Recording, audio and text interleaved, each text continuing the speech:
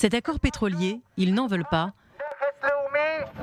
Ces manifestants s'opposent à ce que du pétrole émirati soit transporté vers Eilat, puis acheminé par oléoduc jusqu'à Ashkelon, avant d'être exporté vers l'Europe. D'abord, nous voulons informer les habitants d'Eilat et tout Israël à propos de cet accord car il est fait en secret et personne n'est au courant. Peu après la normalisation entre les Émirats arabes unis et Israël, un accord pétrolier a été signé par les deux pays en octobre dernier à Abu Dhabi.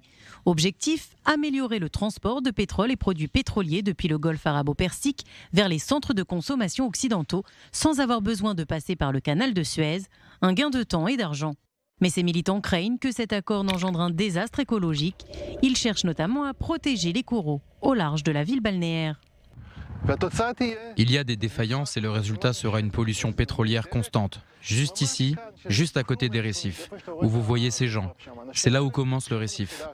Donc, juste à côté, l'eau sera polluée.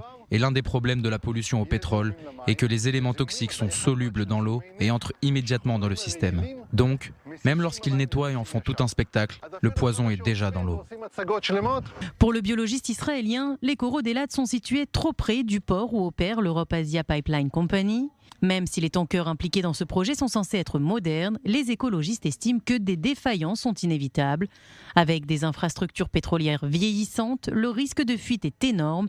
Le ministère israélien de la protection de l'environnement a même appelé à une discussion urgente sur l'accord.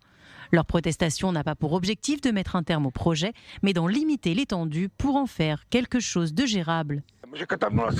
Il devrait stopper le projet et faire des vérifications. C'est ce que nous avons écrit au ministère. Nous demandons une enquête internationale d'évaluation des risques. Une ville entière est en danger, ainsi qu'une autre, Ashkelon. Que se passe-t-il ici? Est-ce un jeu d'enfant? Pour qui se prennent-ils? Ce pays a perdu la tête. Il ne pense pas à la population. D'autres sont plus véhéments. Pour le mouvement écologiste Extinction Rébellion, si le problème n'est pas résolu, ces militants ne se contenteront pas de manifester. Ils menacent de bloquer des routes et de perturber le travail de ceux qui polluent.